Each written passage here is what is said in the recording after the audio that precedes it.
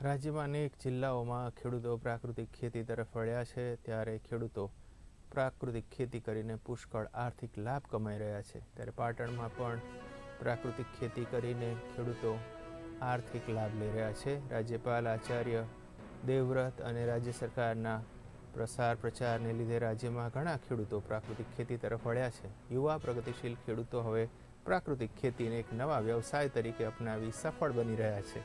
પ્રાકૃતિક ખેતી કરીને 10 વીઘા જમીનમાં ઘઉં, બાજરી, અડદ, મગ સહિતના પાકો, ઔષધી છોડ અને ગાયના ગોબરમાંથી 20થી 25 જેટલી વિવિધ વસ્તુઓ બનાવી તેમજ આયુર્વેદિક વસ્તુઓના વેચાણ થકી આજે ખેડૂતો વર્ષે 20થી 22 લાખ રૂપિયા સુધીની કમાણી કરતા થયા છે.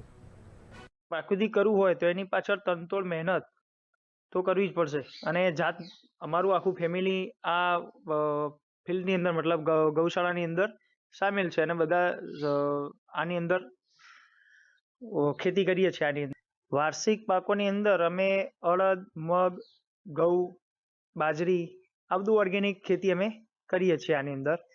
અને એનું ઉત્પાદન લગભગ સરેરાશ ગણીએ 10 વીઘાનું તો 8 લાખ જેવું થાય. અને આયુર્વેદિક પ્રોડક્ટો અને ઔષધિઓને બધું ભેગું કરીને 20-22 લાખ રૂપિયાનું આવક છે અમારી. પ્રાકૃતિક ખેતીની અંદર જે ઉત્પાદનની વાત કરીએ આપણે તો એવું થતું હોય કે ઉત્પાદન આપણે શરૂઆતમાં એક જ વર્ષ, એનું રીઝન એ કે એની અંદર જ્યાં સુધી અળસિયા ડેવલપ નહીં થાય જમીનની અંદર, તમે 100% ઓર્ગેનિક મતલબ પ્રાકૃતિક ખેતી કરશો તો 100% રિઝલ્ટ મળશે. પણ એક જ વર્ષ એવું લાગશે કે આ વખતે સમજો 30 મણ થતું હતું તો 25 મણ, એનો ઘટાડો ખરો 100%, પણ નહિવત એમ નોર્મલ એમ.